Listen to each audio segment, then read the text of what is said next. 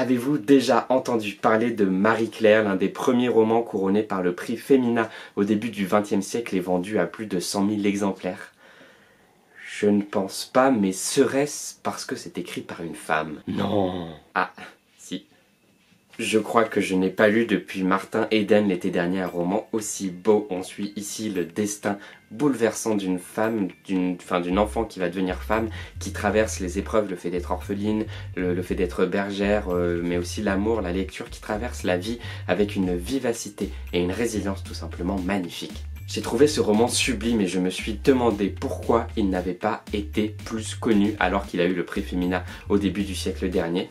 Et la collection dans laquelle il vient d'être republié donne des réponses à cette question parce que c'est une nouvelle collection aux éditions Talent Haut qui s'appelle Les Plumées et qui a pour but de réhabiliter des textes de femmes qui ont été spoliés, invisibilisés, cachés, volés, pillés par, de manière générale, le monde littéraire masculin. Et ça m'a donné envie d'en savoir plus à la fois sur ce roman, à la fois sur son autrice et à la fois sur le prix Femina. Je suis donc allé un peu fouiller, j'ai fait pas mal de recherches pour trouver les secrets du prix Femina. Une collection qui sort au moment du 8 mars, Journée internationale des droits des femmes, et réhabilite les œuvres de femmes devenues inconnues. Un roman écrit par une femme qui raconte le destin d'une autre femme en France. Un prix littéraire féministe créé il y a 100 ans. Je crois qu'il ne m'en fallait pas plus pour faire une vidéo pour ce 10e jour de Feminibooks. Un petit peu d'histoire. En 1904, alors que s'apprête à être remis le second prix Goncourt, il se chuchote qu'une femme pourrait remporter le prix, ce qui semble invraisemblable à ce moment-là de l'histoire littéraire, en tout cas pour le prix Goncourt, et il se chuchote que ce pourrait être Myriam Harry. Son roman La conquête de Jérusalem a défrayé la chronique. Il a énormément plu, il fait preuve d'un grand talent littéraire. Huysmans, qui je crois dirige le prix Goncourt, le jury du prix Goncourt à ce moment-là, la soutient et est prêt à lui donner son vote envers et contre tout, jusqu'à ce qu'il découvre, et Myriam Harry aussi, le roman La maternelle de Léon Frappier, qui visiblement est un très beau roman. L'ayant lu, il se trouve qu'elle va dire, en tout cas c'est un peu ce que veut la légende et ce qu'elle a raconté aux journaux au début du XXe siècle, qu'elle se serait désistée du prix, et un peu plus tard, Léon Frappier a effectivement reçu le prix Goncourt. C'est là, au tout début du mois de décembre 1904, que la machine se met en branle et un mois plus tard, après plein d'actions, après plein de communiqués de presse, le prix Femina est créé. Était-ce donc une simple réponse vive et spontanée à un acte misogyne, celui de ne pas remettre le prix Goncourt à une femme? Oui et non. Tout le monde littéraire féminin est en effet outré que Myriam Harry n'ait pas reçu le prix Goncourt. La création de ce prix Femina, c'est aussi une habile manœuvre de Caroline de Broutel, qui n'est autre qu'une membre à l'époque de la direction littéraire, je crois, de la maison Hachette, la librairie Hachette, on dit à ce moment-là, qui voulait mettre en lumière la production de la librairie Hachette. Celle-ci produisait en effet deux choses qui ont à voir avec notre histoire à ce moment-là.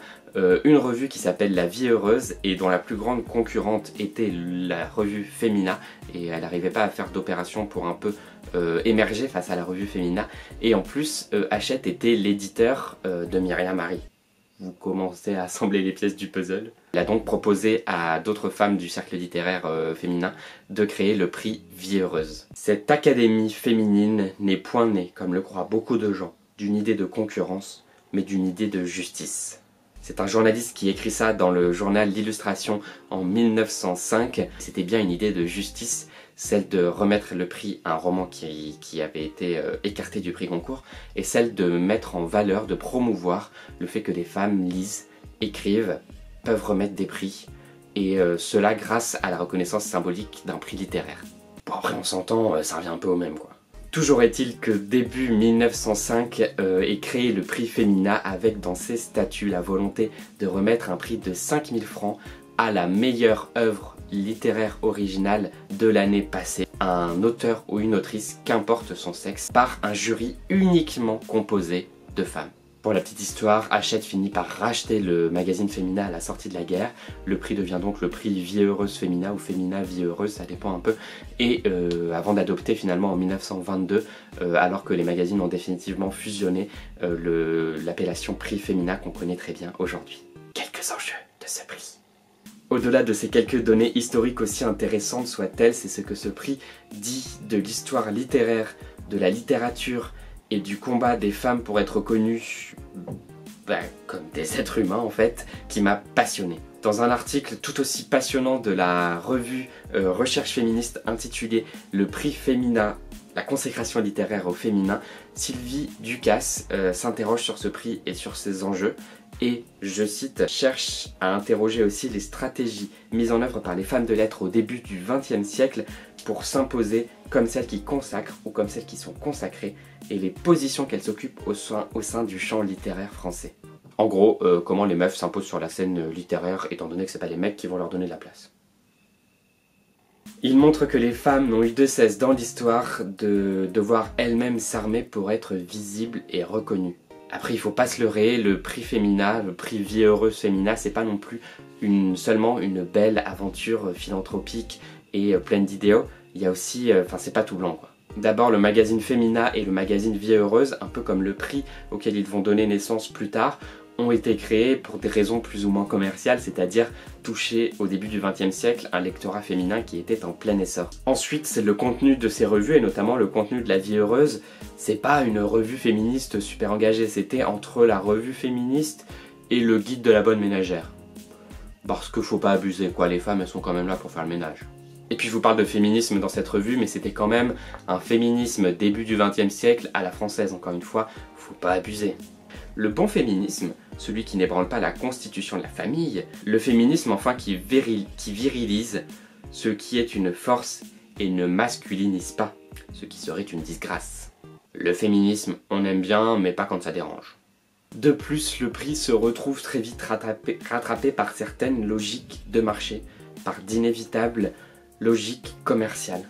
D'abord, le prix est bien vite arrêté d'être remis à des recueils de poésie, alors que ses statuts stipulaient dès le début vouloir mettre en lumière ce genre littéraire peu reconnu. Et ensuite, quand on regarde les statistiques sur 100 ans, le prix a été remis à plus d'hommes que de femmes.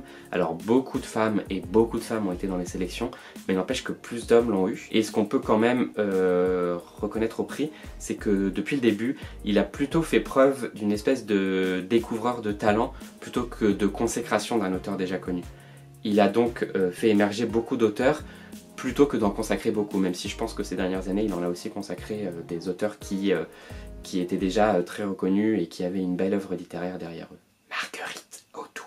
Ne nous éloignons pas du sujet, parce que Marguerite Audoux, c'est en effet l'exemple parfait et assez rare d'une femme qui n'avait a priori aucune chance de remporter un tel prix et de connaître un succès littéraire fulgurant comme elle l'a connu, mais qui a été propulsée sur la scène littéraire du jour au lendemain.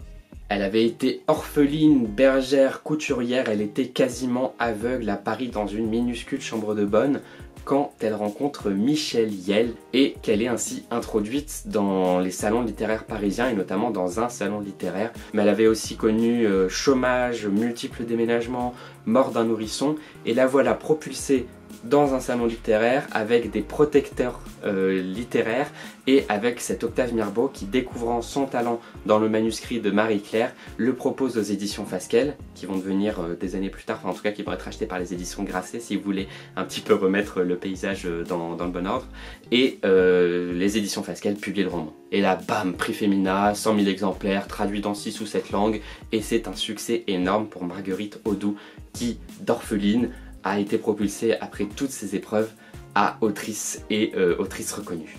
Et puisque dans cette vidéo je parle décidément autant de féminisme que de presse littéraire féminine, ou de presse féminine tout simplement, pensez au magazine Marie-Claire qui aurait en fait porté ce nom en hommage au roman Marie-Claire. Et pour en revenir, comme je le disais au début de la vidéo, au roman Marie-Claire en lui-même, c'est comme je disais un roman bouleversant. Il est finalement assez simple puisque c'est un peu autobiographique en racontant le début de la vie de Marguerite Audoux. C'est une vie pas simple parce qu'elle est jalonnée d'épreuves et elle est compliquée, mais c'est l'histoire d'un quotidien, c'est l'histoire d'une enfant qui grandit, c'est l'histoire d'une adolescente, c'est rien de plus que ça et pourtant j'ai trouvé ça vraiment magnifique et vraiment sublime. C'est écrit à la fois avec une grande limpidité et une grande fluidité. On a vraiment l'impression de lire à travers les mots de Marguerite Audoux le personnage de Marie-Claire et en même temps c'est écrit avec un grand mystère. Et avec cette histoire pourtant très réaliste, elle arrive pourtant à toucher une sorte de grâce, c'est qu'elle parle de l'humanité un peu de manière universelle.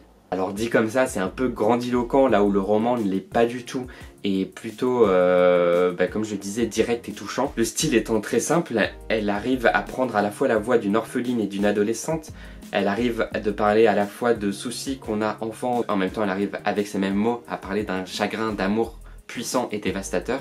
Mais je trouve ça incroyable en fait. On est en phase totale avec les émotions du personnage et avec son histoire. Et c'est pour ça que le livre est bouleversant. C'est un texte magnifique dont je vous recommande très chaudement la lecture, qui en plus se lit très rapidement, qui est assez court et efficace, mais dans le bon sens, dans le sens où il va droit au cœur, et je l'ai adoré. J'aimerais conclure avec une petite citation qui est de Léon Vert. Il a écrit à la mort de Marguerite Audoux pour lui rendre hommage, et en parlant d'elle, « Une source dans un bois, c'est une puissance aussi ».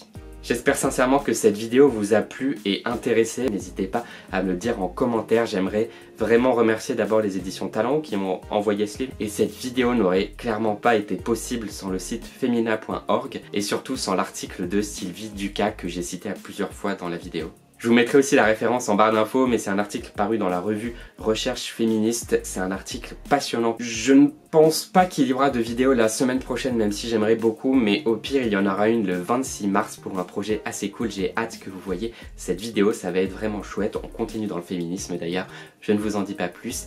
Et si vous voulez me rencontrer, je serai le week-end prochain au Salon Livre Paris. Je mets aussi toutes les infos dans la barre d'infos, elle est là pour ça. En attendant, faites de très belles lectures et surtout, portez-vous bien. Allez, salut tout le monde!